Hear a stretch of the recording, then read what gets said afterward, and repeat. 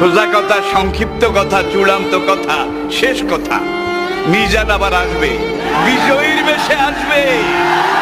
এই দেশের তাওহীদি জনতা এমন ইতিহাস সৃষ্টি করে তাকে আলিঙ্গন করবে ইনশাআল্লাহ।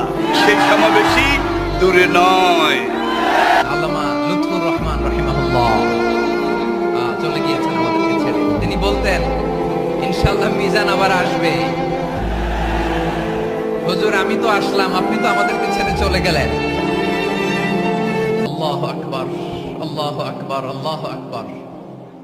গলায় কোনো সুর ছিল না, সুর দিয়ে কথা বলতেন না, কিন্তু এত চমৎকার শব্দের বুনন, এত চমৎকার প্রেজেন্টেশন, এত চমৎকার ভাবে ঐতিহাসিক বর্ণনাগুলো তিনি উপস্থাপন করতেন। মন্ত্রমুগ্ধ হয়ে আমরা আল্লামা লুৎফুর রহমানের কথা শুনেছি।